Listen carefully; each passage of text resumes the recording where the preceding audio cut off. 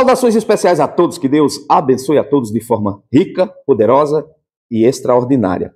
Convido você para uma leitura na palavra de Deus que estarei fazendo lá no Evangelho de Jesus Cristo, segundo escreveu o evangelista Mateus, capítulo 16, versículos 16, 17 e 18.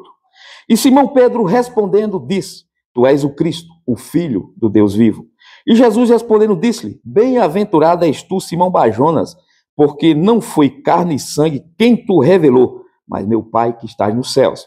Pois também eu te digo que tu és Pedro, e sobre essa pedra edificarei a minha igreja, e as portas do inferno não prevalecerão contra ela. Existe um pensamento de que Pedro é essa pedra, de que Pedro é essa pedra. Mas quando analisamos com cuidado os versículos 16, 17 e 18, e quando analisamos o que a Bíblia diz sobre ser Jesus a pedra ou ser Pedro a pedra, concluímos que a pedra a qual está falando aqui, que edificaria a igreja, é Jesus Cristo. Veja bem, no versículo 16, Pedro faz uma confissão, versículo de número 16. E Simão Pedro respondendo disse: Tu és o Cristo, o Filho de Deus vivo. Tu és o Cristo, o Filho de Deus vivo. No versículo de número 18, ele diz: Pois também eu te digo que tu és Pedro, e sobre essa pedra edificarei a minha igreja. Olha, ele não está dizendo que edificaria a igreja sobre Pedro, mas ele se dirige a Pedro e diz: Sobre essa pedra edificarei a minha igreja. Que pedra é essa? É a confissão que Pedro fez.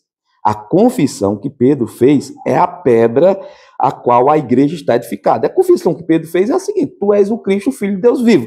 Ou seja, a igreja está edificada sobre Cristo. Ele é a pedra, ele é o fundamento. Porém, a Bíblia, ela fala em muitas passagens que Jesus Cristo é a pedra. Se você for para o Salmo 118, versículo 22, está escrito ali que a pedra que os construtores eles rejeitaram, ela veio a se tornar a principal pedra de esquina. Aquela pedra é uma profecia sobre a rejeição de Cristo.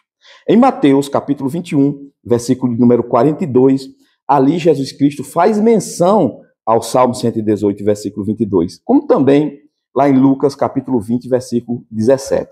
Mas para não ficar nenhuma dúvida, lá em Atos dos Apóstolos, no capítulo de número 4, versículo de número 11, Pedro esclarece ali que Jesus Cristo é a pedra. Ou seja, Pedro, que é confundido com a pedra, esclarece que é Jesus Cristo a pedra.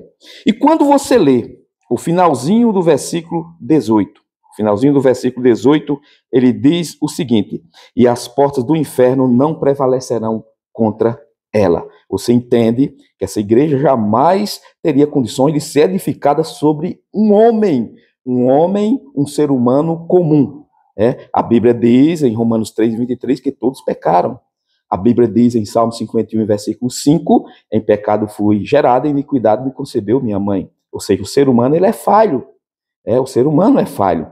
Agora, Jesus Cristo, ele nasce como homem, nunca deixou de ser Deus, ele se humanizou, e, no entanto, Jesus Cristo nunca cometeu pecado. E para corroborar mais ainda, em 1 Coríntios, capítulo 3, e versículo 11, está escrito que ninguém pode colocar um outro fundamento além do que já está posto, o qual é Jesus Cristo. Quando você lê o versículo 21 do capítulo 16 de Mateus, você vê ali Jesus Cristo falando para os apóstolos que ele iria morrer, ele iria para Jerusalém, iria morrer. No versículo 22, Pedro chama Jesus à parte e diz: Olha, não faça isso. Que é isso? Não tenha dó de ti. No versículo 23, Jesus olha para Pedro e diz: Para trás de mim, Satanás, porque tu só me serve de escândalo. No capítulo 26 de Mateus, versículos 69 até o 74, Pedro nega Jesus por 3 vezes.